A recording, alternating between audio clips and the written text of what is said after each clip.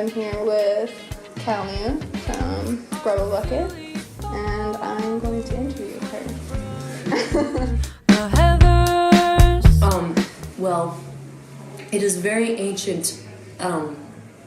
It goes way back to, man, so many generations ago of who we have been, and we've existed as Rubblebucket for I think like 8 years or something crazy like that. And I think the original name came from our percussionist, who was at the time a stonemason in Vermont, and he used rubble buckets. It was just a tool, like it's just like a bucket to throw stuff in. And so that was so long ago. Our silly fathers went running in. As a little kid, I was always doing music, and I just loved playing and being around sound and performance. And just music itself, it was so beautiful. And then I met Alex in college, and we both inspired each other a lot. Alex is the trumpet player and the co-band leader with me, and we were doing bands from a really young age, and we were studying jazz and trying to learn how to like improvise in jazz modalities and all that vocabulary, and that was really what got us into performing. Which is kind of hilarious because I think we're living in this bubble of Burlington, Vermont, the jazz scene there, which is like just very separated from where jazz came from. But it was somehow like a really good medium to be able to build up a conversation musically with your friends. And so everything kind of came out of that, and I didn't even know anything about rock and roll until I met our original guitar player, Ian Hersey, who's not in the band anymore, but he introduced me to some really important basics. Like, they're so important I don't even want to say them because I'm too embarrassed. But yeah, the whole band has been a huge education. And the day is gonna start, and it feels so soon, too soon. Now that was a really early practice of ours. I remember actually playing in Boston one time at the Middle East with this band Nomo, who are our friends, but at the time we didn't know them yet, and they were doing that. They like marched into the crowd. That wasn't the first time I'd seen it, but it really affected me. Just like using live performance as a medium to really take people out of their comfort zone and like surprise them and make memories. And feel like communal, because I think that's what music does anyway. Just the live sound vibrations are very startling and awesome. And so it's kind of always been our mission from really early on to figure out ways to like make it more of a multi-dimensional experience, even though the kind of like format of just stage and dance floor is inherently not very, it is like very kind of polarized, like, you know, it's separate. Audience and band, and that still bothers me now. Like, I still don't feel like we have found the solution. So it's a work in progress. I feel like I'm really shy to collaborate in general, but there's so many that I would love to. I've been really like, my top of the top are like Bjork and Beyonce. Those are like my queens that are so inspiring. And Solange, oh man. I really get inspired by women who like use the resources of their place and their heritage to make something that's really relevant, and that's kind of what I feel like. That's what I want to do in my life. And Rubblebucket is something crazy, but yeah, I've been working on a side project called Cowbells, and not to plug it too much, but anyway, yeah, it's been a cool exploration of how I can like interweave the mission into every aspect of it, not just the music, but like just the way that you're interacting with anyone who would perceive you in the world. And that's like same.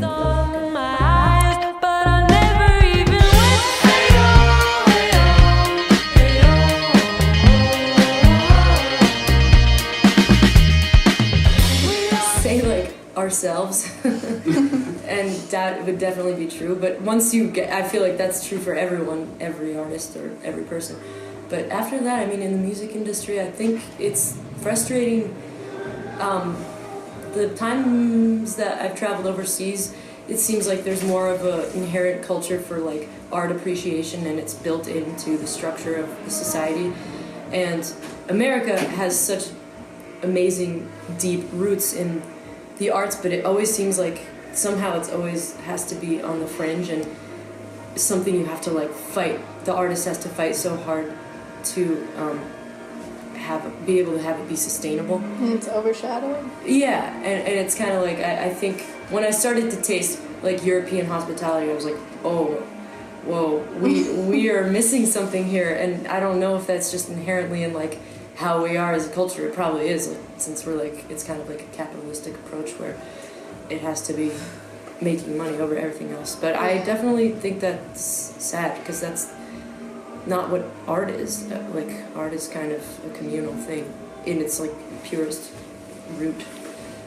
So that's been frustrating. But I mean, we've had so much support from fans that I don't even want to complain about it, because we've just had so much support from people in America and all over the world, and family and friends, to make it keep going. And that would like get me really excited about the idea of crowdsourcing, and that gives me more hope. Because I think people really do want to support, and it's just the fact that it's not set up for it in our country doesn't change that. Like people still want to be included and like have it in their lives. Yeah, we'll see what happens.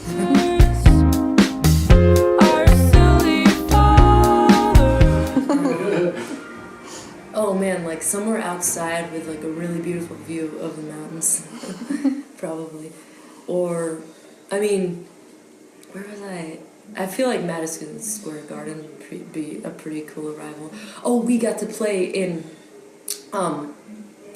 Radio City Music Hall. Oh, that's so cool. This fall, opening for Lake Street Dive, and oh man, like that was amazing to play there. But I was just imagining putting myself in their shoes, and they sold the place out. And, you know, it was a group effort, but it was very, very amazing to be able to watch those kids, our friends, like the look in their eyes, being like, "Oh man, we just filled Radio City Music Hall." That would be a dream. Could be that way, yeah, we could. Yeah, we could.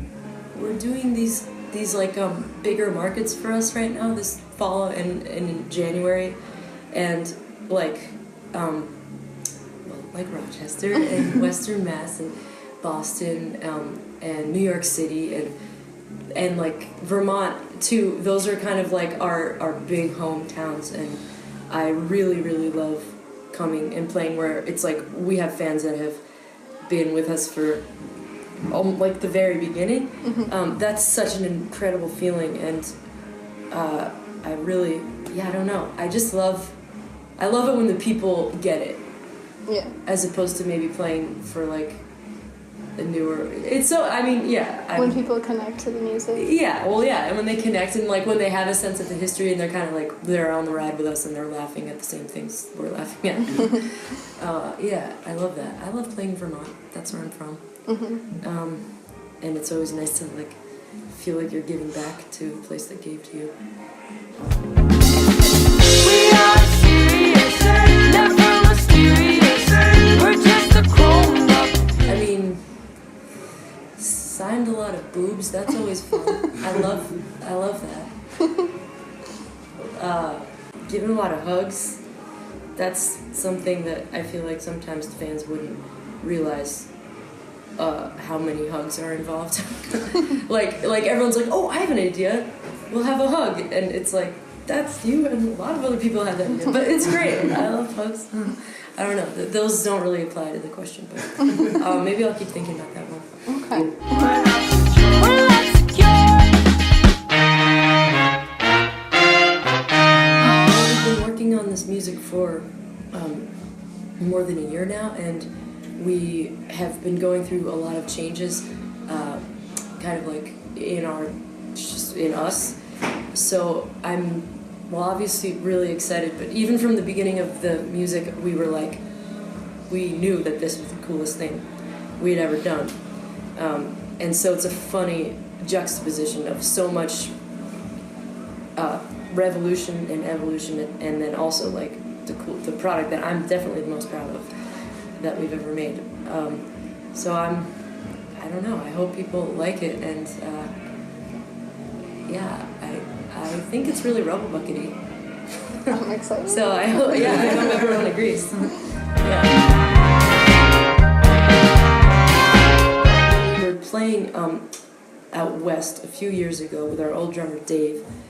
Dave slept through his alarm and missed the flight from New York to San Francisco, and obviously it was a big, everyone was so mad, but like we were also like without a drummer, and we were freaking out, and just somehow Alex figured it out in his mind that Jeremy was going to be at the festival, High Sierra, playing with Delicate Steve, and so he just like kind of on a whim was like, hey, would you be up to learn like all of this music in like 6 hours? And Jeremy, who's the man, was like, yeah. And he just like sat at his iPod for the whole afternoon and learned everything, and like, he definitely missed like he was doing his best, but it's impossible to learn it all that fast, and Dave was flying that whole time and got there right at the end of our set and like came on for the last song.